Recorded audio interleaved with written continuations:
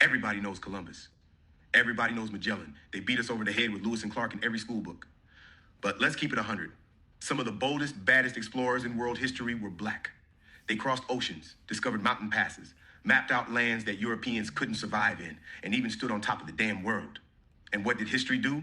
Erased them, buried their names under a pile of whiteness. But today, we're digging them up and putting them back where they belong, in the spotlight. Let's go.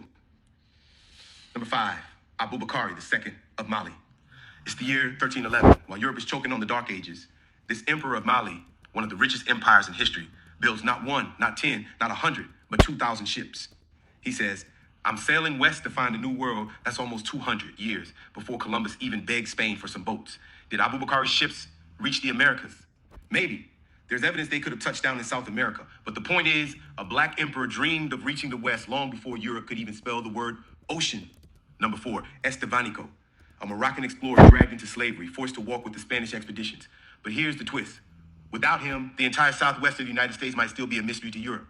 He marched through Florida swamps, Texas deserts, Arizona canyons, New Mexico mesas, and where the Europeans dropped like flies, Estevanico thrived.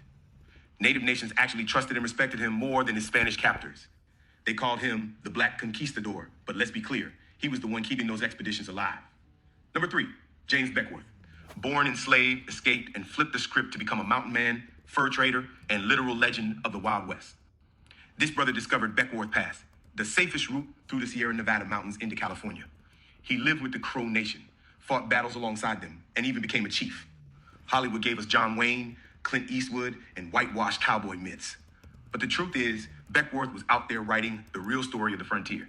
Number 2, Matthew Henson, the man who actually made it to the North Pole in 1909. You probably only ever heard the name Robert Peary. But let's be real, Peary wouldn't have survived 2 weeks without Matthew Henson. Henson spoke Inuit languages, mastered Arctic survival, led the dog teams, and when it came time to plant that damn flag, he was the one standing there first. Inuit communities honored him as one of their own. America, they ignored him, gave Peary all the credit, and stuffed Henson's name in the back of a dusty history book. He froze his bones off at the top of the world, just to be forgotten. And number 1, York, the unsung hero of the Lewis and Clark expedition, enslaved, unpaid, not even recognized as a citizen. Yet he hunted the food, built the shelters, carried the loads, and negotiated with native tribes. Sometimes his very blackness fascinated tribes enough to secure safe passage for the whole expedition. Lewis and Clark got the glory. York got nothing. But let's be real, without York, the core of Discovery would have been a pile of bones on a riverbank. These men weren't sidekicks. They weren't background characters. They were pioneers who redrew the maps of this planet.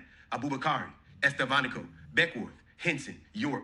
Say their names, share their stories, keep them alive. This is Marcus Farrell Live. Subscribe, follow, and remember, we built this history too.